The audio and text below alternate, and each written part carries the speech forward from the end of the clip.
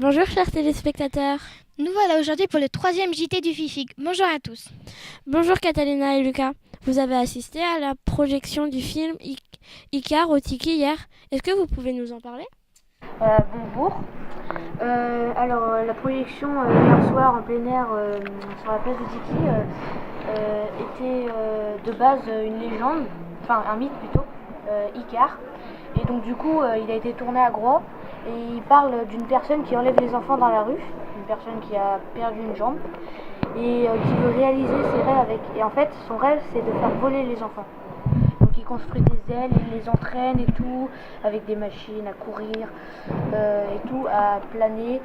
Et donc du coup, à la fin, le garçon qui était préparé, il est mort. La personne, elle est partie chercher une autre personne en bateau, mais son bateau a été saboté, du coup il meurt aussi. Et du coup, son esclave, on va dire ça, son esclave, il se suicide en même temps. Moi, j'ai trouvé l'histoire un peu triste. Moi j'ai bien aimé, c'était émouvant, il y avait du suspense, savoir s'il allait réussir ou pas. On voyait qu'il réussissait, puis après on voit pas, puis après on revoit. Merci pour vos avis. Tous nos festivaliers et nos bénévoles ont besoin d'être nourris. Lucas et Joséphine sont partis enquêter dans la cuisine. Alors bonjour à tous et à tous. Comme vous voyez, nous sommes en direct de l'entrée de la restauration, de la cuisine du FIFIG. Alors à l'extérieur, il y a beaucoup de bénévoles qui travaillent, couper les tomates, les oignons, les éplucher les patates, etc.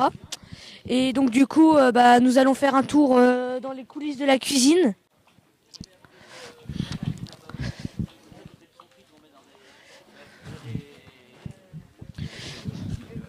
Alors c'est Arnaud, bonnet rouge. On est descendu là.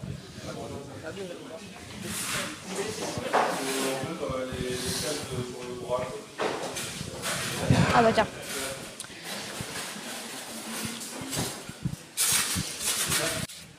Bonjour. Alors nous sommes pour le JT du FIFIG, la 3e édition. C'est pour vous poser quelques questions sur la cuisine du FIFIG. D'accord. Pour combien de personnes, d'abord pour combien de personnes faites-vous à manger aujourd'hui? Tu aurais dû me prévenir avant, j'aurais posé les questions. Bon, il y a déjà les 160 bénévoles. Il y a ensuite toutes les équipes artistiques. Alors, je ne sais pas combien ça fait de monde, mais ça doit en faire pas mal.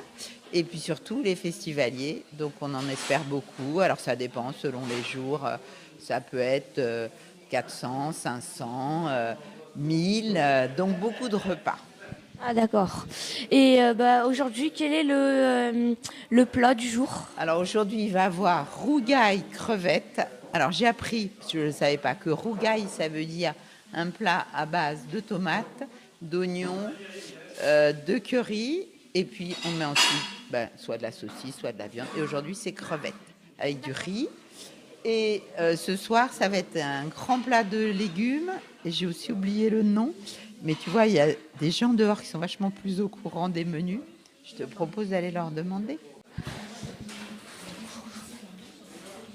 Alors nous sommes en direct du journal du FIFIG. Alors comment se passe la plonge? Ah bah très très bien, il n'y a pas de problème. Il y a des bénévoles aussi, tout le monde y participe, c'est bien, impeccable. Tout se passe bien. D'accord. Merci. Ouais. Merci. Merci Lucas et Joséphine. Nous avons décidé aujourd'hui d'inviter Laurent Morisson. Bonjour Laurent. Bonjour. Vous êtes le programmateur musical du festival. Quels sont les musiciens que vous avez choisis et pourquoi? Alors cette année, il y a beaucoup de musiciens, parce qu'il y a 5 soirs de concerts, plus des concerts à l'apéritif. Donc ça représente quand même un certain nombre de musiciens. Le premier groupe, vous ne l'avez pas vu, peut-être c'était un peu tard. C'était à 11h avant-hier et ça s'appelle Viana Geneve. Viana Geneve, c'est un mélange de musiciens de la Guadeloupe et de Bretagne.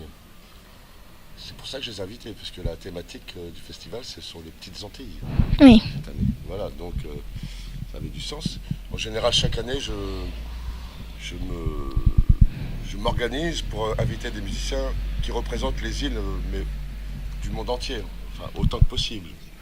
Donc il y en a un peu de La Réunion, ou de Madagascar, ou parfois de Cuba, les Antilles cette année.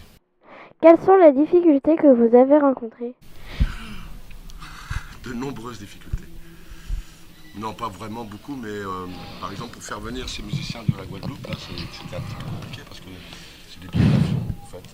C'est cher. Oui. Donc, voilà, il faut s'organiser pour ça. Autrement, pas de difficultés majeures.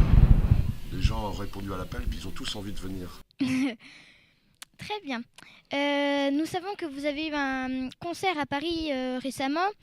Vous pourriez nous en parler Ah oui, alors, moi, je suis allé jouer à la Bellevilloise à Paris, avec mon trio, donc, dans lequel je joue mes compositions, essentiellement. Et puis à la Bellevilloise, c'est un lieu atypique, très sympathique,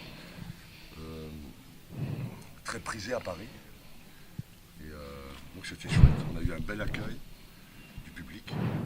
Voilà, et j'espère qu'on y retournera. D'accord. C'est vous qui allez jouer dimanche pour la dernière soirée. Vous pouvez nous parler aussi de ce concert ? Tout à fait. Alors, donc c'est avec mon trio, du coup, avec lequel je suis allé à la Bellevilloise. C'est pas facile de se programmer soi-même. Dans certains langages, on dit qu'il y a un conflit d'intérêts. Donc, pour ne pas qu'il y ait de doute et d'interrogation sur la chose, j'ai soumis ça au vote. Donc, en réunion, j'ai proposé de programmer mon groupe et tout le monde a été d'accord. Très bien. Nous avons fini les questions pour vous. Nous allons vous laisser retourner à vos occupations. Vous devez avoir plein de travail avec tout ça. Merci. C'est moi qui vous remercie. Et continuez bien, c'est super.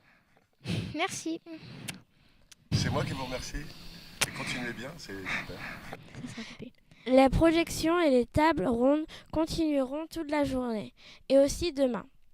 Pour en savoir plus, rendez-vous sur le site internet www.filminsulaire.com.